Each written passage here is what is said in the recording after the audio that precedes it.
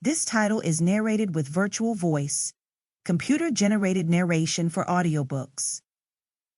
Dirty Little Secrets by Kristin Coley. Chapter 1.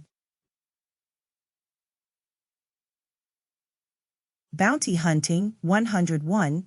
Distract the Target. Marlowe, what you doing in this shithole? Craig shouted his standard greeting as I walked into the bar. Busting balls and taking names, I answered idly, my gaze scanning the room for my bounty. He eyed my outfit. You're looking? He paused, scratching his head.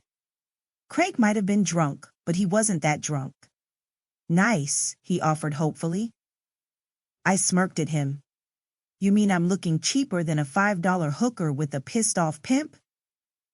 Something like that, he agreed, bobbing his head like what I'd said hadn't gone straight past his cheap beer buzz. Bo, know you're here? Marlene, know your Wednesday night Bible study is held at the Devil's Den? I snapped back, beyond irritated that everyone, and by everyone, I meant the whole damn town, seemed to think I needed Beauregard Hawthorne III aka Sonny's permission to do anything. Craig's mouth drew in and he grumbled, Now, that's none of your business, Marlowe.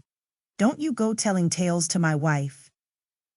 Well, then you don't go telling tales to Sonny, I retorted, my attention waning as I finally spotted the ahole who jumped bail sitting in the corner. Why do you call Bo, Sonny?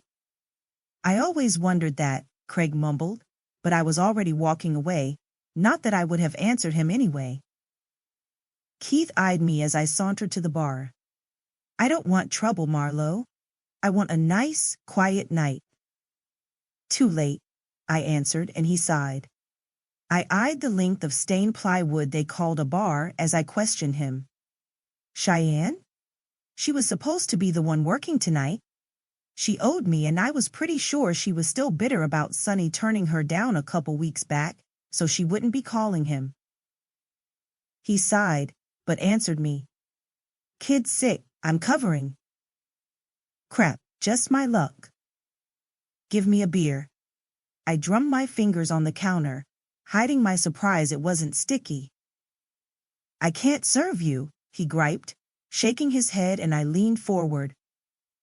I ain't buying, and as long as it's unopened, there's no law that says I can't carry an alcoholic beverage around, I replied smoothly. He shook his head, but reached for a beer bottle. With your smarts, you could be a doctor or a lawyer. Why are you staying in this small, backwards-ass town?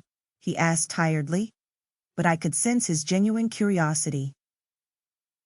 Not everyone is college material, I answered with a wink, my stock response, because it seemed no one could grasp the thought that I actually loved this crappy town and all its idiosyncrasies. Can you at least make sure Bo is outside before the blood flies? I don't feel like sweeping up sawdust tonight.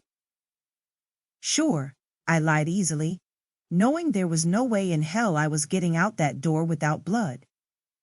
He squinted at me, no doubt well aware I was lying. I wiggled the beer bottle at him. I better hurry.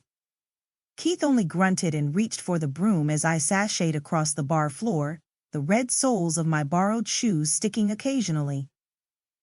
Honey Rose was going to be wildly jealous of the adventure her shoes were on, and the only thing that could possibly make it better was if I got blood on them to boot. I walked right up to the dumbass who decided to jump bail, leaving Pops holding the bag.